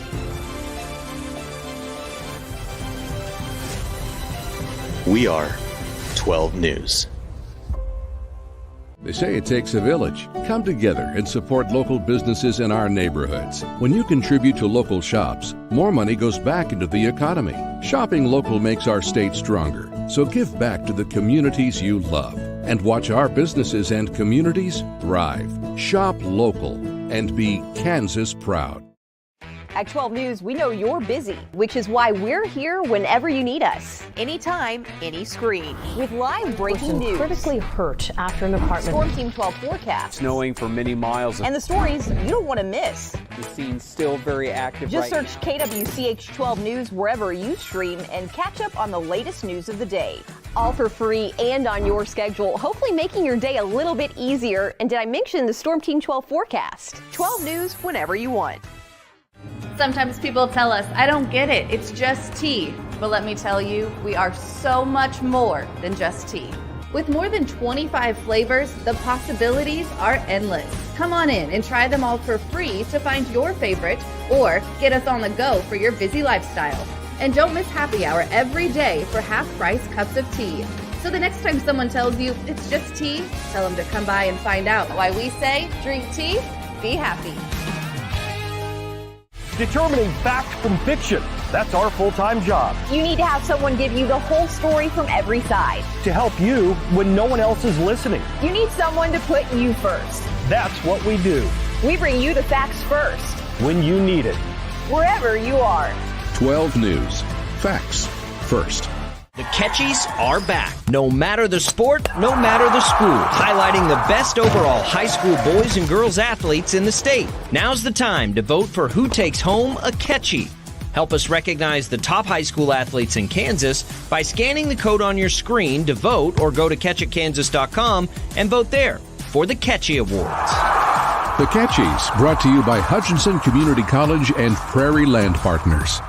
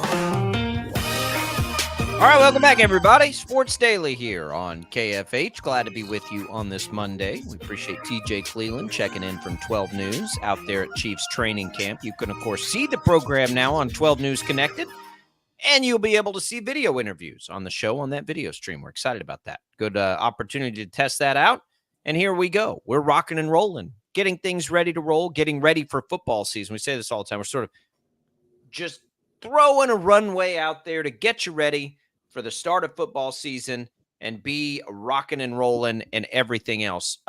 Couple of notes, Tommy, from the NFL. One, we were talking to TJ about this. Left tackle. It will be interesting. Matt Derrick, and all the beats are out there watching this, but TJ was talking to us. Matt Derrick says Wanya Morris was the first up there again, and then Kingsley Suamataia was out there about splitting reps, and then Jawan Taylor starting on the right side. So look, they've got a rotation happening. No surprise. It's really going to come down to, can this combination of Wanya Morris, Kingsley Suamataia give them what they need? Because the reality is they just kind of need one of them to do it, right? I don't even care which one it is at this point. Just one of them be the left tackle of the future. Otherwise, it's going to be just something that continues to linger over the Chiefs. They can't, but I'm bullish on that combination of players. I think there's a decent chance it's Wanya Morris and he ends up being a good player. I think classic case of a guy who just gets some experience. Now, can he be like Pro Bowl left tackle? No, but I think he can at least be as good as what they've had at the position. I think that there's a decent chance that the Chiefs are okay with it being both of them, and maybe they end up platooning that position to an extent. I know they've got to have a starter. They end up like probably leaning on one of those guys, and that could very well be Wanya Morris, but Suamataia, he could, definitely be somebody that could come in and potentially spell Wanya Morris. They drafted, Suamataia with a pretty high draft pick. And so they certainly feel like he's got potential to be a high level player at that position. And maybe they don't think that he could be maybe the permanent starter, like the full-fledged starter right away. Like that could be something right now. But they're okay with maybe platooning him with Wanya Morris right this second to start off the season. That could be there could very well be a scenario where at least maybe the first half of the year, maybe even all season long, we don't have clarity that there's one guy playing left tackle. It could be both of them kind of subbing in and out as the season goes on. I do think that they would like it to get to one. I'm sure they would like it to be. No, that I way, mean, by the time close enough, I'm saying by the time they could platoon starts. That. Yeah, I think so. I don't know. I mean, you're gonna the reality of all of it is you're gonna need a combination of guys because the position gets hurt. I mean, I don't know how often, if you took a percentage of like, what are the chances a left tackle can play every play throughout the course of a season? But I would say the chances are pretty low. Right. Like that's probably not going to happen. Not at least historically from what we've seen out of the Chiefs. So you kind of need them both. I agree to that. But I do think they'd like to have one. I think they'd like to have a primary guy. And I think early in the season, it's very likely that could be Wanya Morris. Now, what is Kingsley Suamataia? I don't know how to evaluate an offensive lineman until they're out there playing in games. You're like, okay, yeah, that guy's really good or not. Right. So I have no idea what we're looking at in that world. But I do think, and I think the point for me is, I think Wanya Morris can be at least as good as Donovan Smith was last year. Okay, so if that's our baseline, which I think is what it should be, did they at least stay the same at the position? I would say the combination of those two guys being at least as good as Donovan Smith are pretty good, at least 50-50. And so but isn't that bar relatively low? I mean, it's way low because he wasn't good enough. It's way low, but it could always be worse. And I do think the chances of it being worse are low. So yeah, the bar is low, but we know that they've been able to win a Super Bowl without great play at left tackle for 2 years in a row now. Could it elevate them to another level? Of course it could. It's a critical position. Of course it could. Can either one of those guys be the long-term answer at left tackle? That's the part I have no idea on. But I think if we're just looking at it from a year-to-year proposition, I would say I'm pretty confident that they can at least be as good as they were the last couple of years at that position. And I think if you can start there, it sort of releases any of the concern you might have about Mahomes' blind side. The other good thing, of course, is Mahomes is sort of good at protecting his own blind side for the most part. He's got that good internal timer. He's got that, that Gumby factor, that escapability factor that helps him there. But certainly you'd like to see it better. And don't take our word for it. The Chiefs have attacked that position more aggressively than any other position on the roster, really, since Eric Fisher. I mean, they have spent numerous resources on that every year essentially and still can't get it right. So maybe it's not the long-term answer, but I think in the short term, I think we can be pretty confident that they'll at least be on par with what they've been the last couple of years. I think that's completely fair. And everything you said about Mahomes is correct. And I don't know if there is a quarterback in the NFL that has the ability to, like you mentioned, protect his own blind side better than Patrick Mahomes. But that's not something that I would want to rely on all the time. I don't want to say, we don't really need to do anything, to take care of him because he's going to take care of himself.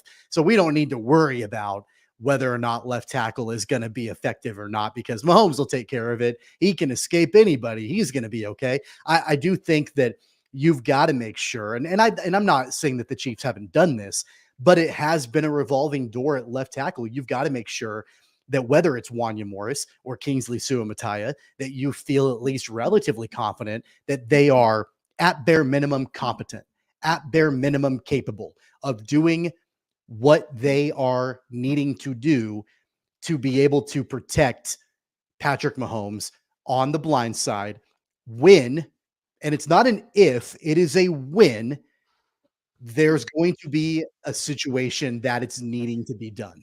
And I think that's what concerns me, because it may be a what could be an inconsequential play. Could be in the first quarter of a game that doesn't matter. Like it could be a game against a divisional opponent early in the season, or in a blowout or whatever, where somebody's coming off of the edge and the play gets blown up and something happens and Mahomes takes a hit and everything could change in a heartbeat. You've got to make sure that you trust whether it's Wanya Morris or Kingsley Suamataia to do his job. That's the reason why one of those two guys is there. That's the reason why Donovan Smith was there last year. That's the reason why, I hate bringing it up, and I've brought it up multiple times before, that's the reason why they paid Jawan Taylor, who has not played at that position at all since he's been in Kansas City. I know. They paid him the money that they paid him. That's what I mean. That's they have Orlando Brown. That's why they've done the things that they've done for that specific reason.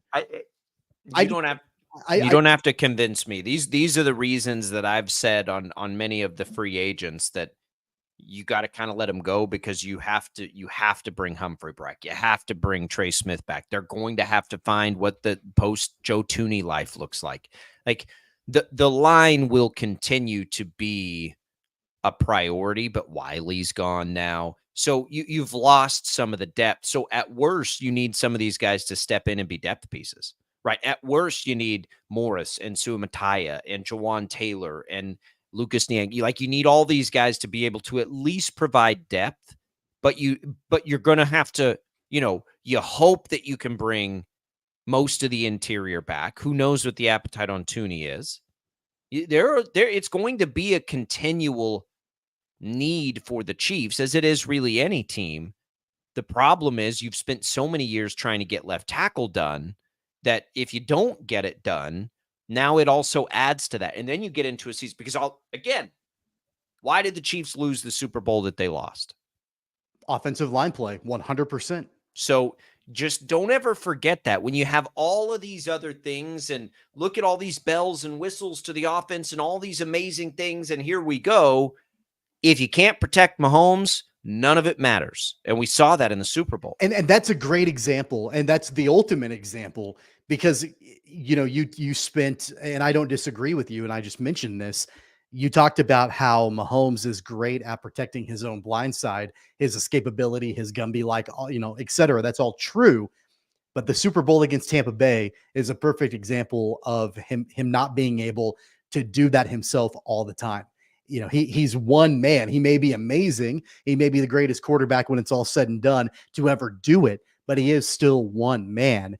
And it's not going to totally be in his control to protect his own blind side all the time, to protect himself all the time. Like I mentioned, it could be in the Super Bowl, or it could be in a totally inconsequential, situation that doesn't matter in a regular season game in the month of September in the first quarter. So you've got to make sure that you've invested the proper amount of resources, and you feel, if you're the Chiefs, comfortable and you feel confident, not just comfortable, but confident in the personnel that you have playing that position more so than any other position on the line.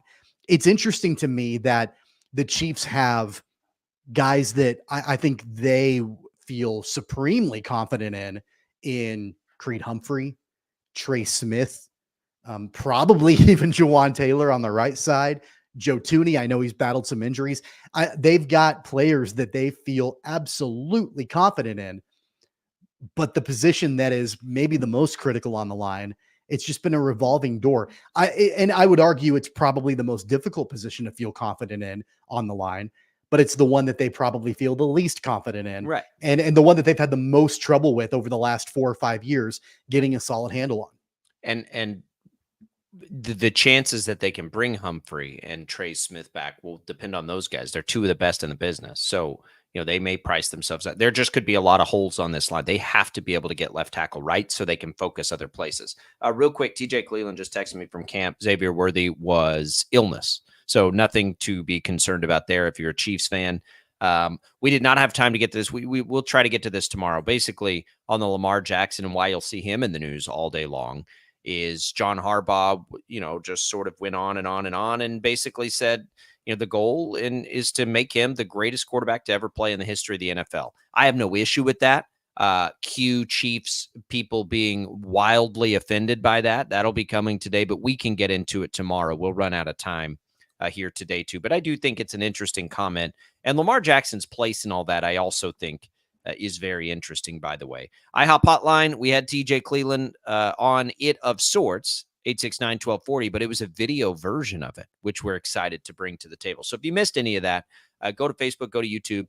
You can check out the show, the older show, and you can see what we're talking about there. We'll try and do a whole lot of that as we make our way forward. We're excited about that opportunity here on Sports Day. We'll come back. We'll tell you what's on tap tonight. Get you a reminder for those TBT games. Of course, you'll have Royals baseball back here on KFH tonight. That's all coming as we put a bow on this Monday. Sports Daily, Albrecht and Caster. One more coming your way.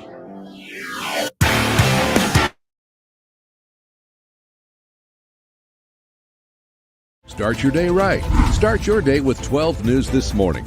Get ready with Jake's accurate hour-by-hour forecast, so you'll know if you need a jacket when you walk out the door or an umbrella by lunch. Start your day knowing what happened overnight and what's happening now. Live, breaking news all morning long. And plan the best route to work and school with traffic from across Kansas. Start your day right. Start your day with 12 News this morning on KWCH and KSEW. The cornerstone of Investigate TV is investigative journalism. Should this be better regulated? How big of a problem is that? We want to get answers. We want to teach you something. Should they be revoking these certifications? Should I be concerned? And it allows us to tell the best of the best stories and show them to you every day. Sometimes people tell us, I don't get it, it's just tea. But let me tell you, we are so much more than just tea. With more than 25 flavors, the possibilities are endless. Come on in and try them all for free to find your favorite or get us on the go for your busy lifestyle. And don't miss happy hour every day for half-price cups of tea. So the next time someone tells you it's just tea, tell them to come by and find out why we say drink tea, be happy. Clouds are not just the canvas of our imagination. They tell a story. Clouds affect the events of your day. Sometimes they growl, sometimes they inspire, but they're always the messengers of nature's mood written in the sky. Storm Team 12 understands the language of clouds. We're dedicated to decoding their message so you know what to expect. Behind every cloud, there is a story waiting to be told. Trust Ross Jansen and Storm Team 12, alerting you first to the impact on your life. When you need help, remember, you're not alone. We are here. We are neighbors. We are together. We are Kansas.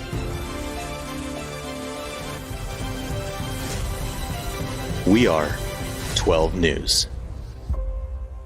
They say it takes a village. Come together and support local businesses in our neighborhoods. When you contribute to local shops, more money goes back into the economy. Shopping local makes our state stronger. So give back to the communities you love and watch our businesses and communities thrive. Shop local and be Kansas proud. At 12 News, we know you're busy, which is why we're here whenever you need us. Anytime, any screen. With live breaking news. Critically hurt after an apartment. Storm Team 12 forecast. Snowing for many miles. And the stories you don't want to miss. The scene's still very active. Just search KWCH 12 News wherever you stream and catch up on the latest news of the day. All for free and on your schedule, hopefully making your day a little bit easier. And did I mention the Storm Team 12 forecast? 12 News whenever you want. Sometimes people tell us, I don't get it, it's just tea. But let me tell you, we are so much more than just tea. With more than 25 flavors, the possibilities are endless. Come on in and try them all for free to find your favorite or get us on the go for your busy lifestyle. And don't miss happy hour every day for half-price cups of tea.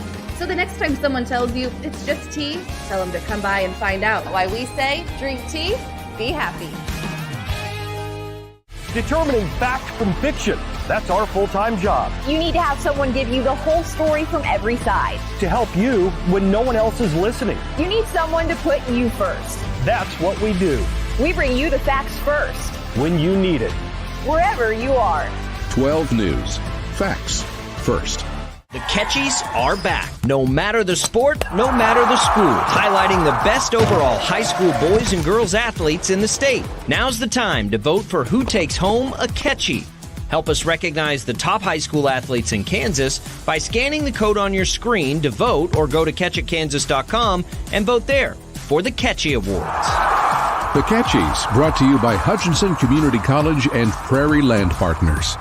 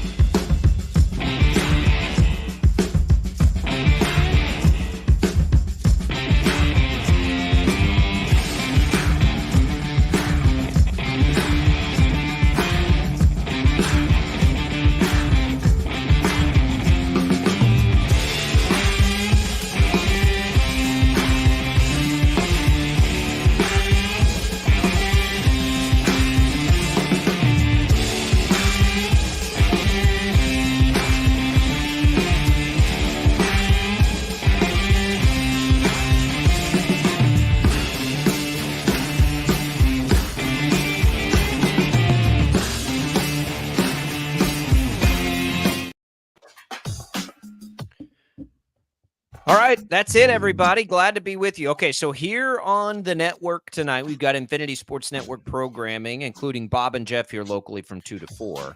That'll take you till 7 o'clock when the Royals try and extend the win streak to 4 games against the Diamondbacks. Cole Reagan's on the mound. And then don't forget, you've got TBT action, 6 o'clock. You'll get the Aftershocks, and 8 o'clock you'll get the KU alumni team, the Mass Street alumni team. We'll be back to recap it all tomorrow. Much more.